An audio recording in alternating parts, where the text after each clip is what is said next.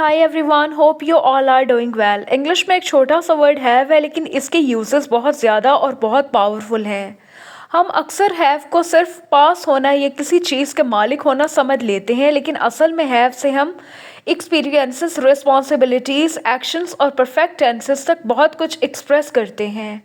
अगर आप हैव को सही तरह समझ लें तो आपकी इंग्लिश ज़्यादा नेचुरल, फ्लुएंट और कॉन्फिडेंट हो जाती है। इस लेसन में हम हैव के कॉमन और एडवांस्ड यूजेस को सिंपल एग्जांपल्स के साथ समझेंगे। तो चलिए शुरू करते हैं। हैव के यूजेस में सबसे पहले आता है पोजेशन, मलकियत यानी किसी चीज़ का पास होना। सेकंड नंबर पे आएगा एक्सपीरियंस या फिर लाइफ इवेंट्स के लिए भी यूज़ होता है। थर्ड नंबर पे प्रेजेंट परफेक्ट टेंस में आता है। फोर्थ नंबर पे हैव टू ऑब्लिगेशन, फ़र्ज़ या फिर नेसेसिटी, ज़रूरत के लिए। फिफ्थ नंबर पे हैव गॉट, ये कॉमन है ब्रिटिश इंग्लिश में पोजेशन, मलकियत के लिए। नॉर्मली हम हैव लगाते हैं, लेकिन ब्रिटिश इंग्लिश में हैव गॉट यूज़ होता है। Structure number 1 is about possession, मतलब मलकियत। इसमें सबसे पहले सब्जेक्ट आता है, देन हैव आता है और फिर नाउन आता है, मीनिंग किसी के पास कुछ है, कोई चीज़ है। अब एग्जाम्पल्स देख लेते हैं ताकि आपको मज़ीद क्लियर हो जाए। मेरे पास एक गाड़ी है, आई हैव अ कार। मेरे पास एक गाड़ी है, आई हैव अ कार। उसके पास एक खूबसूरत लिबास है, she has a beautiful dress. उसके पास एक खूबसूरत लिबास है, she has a beautiful dress. उनके पास काफ़ी पैसे हैं, दे हैव इनफ मनी।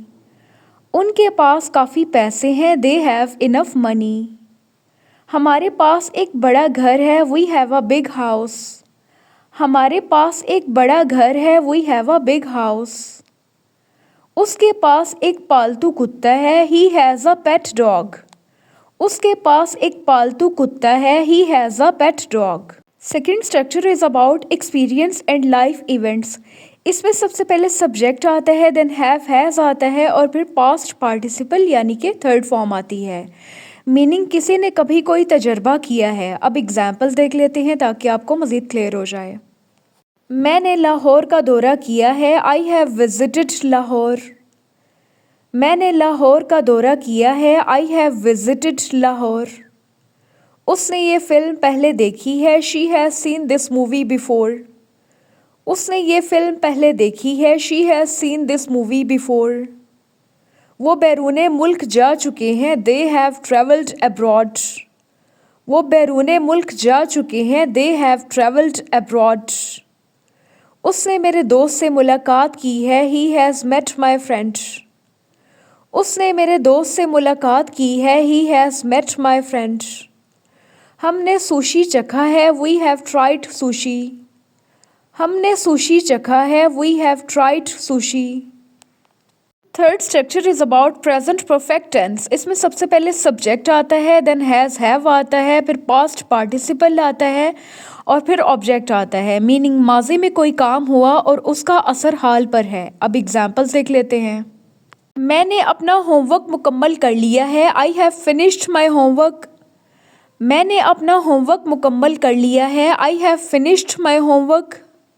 वो दफ्तर से जा चुकी है, she has left the office. वो दफ्तर से जा चुकी है, she has left the office. उन्होंने दोपहर का खाना खा लिया है, दे हैव ईटन लंच। उन्होंने दोपहर का खाना खा लिया है, दे हैव ईटन लंच। उसने अंग्रेज़ी पढ़ ली है, ही हैज़ स्टडीड इंग्लिश।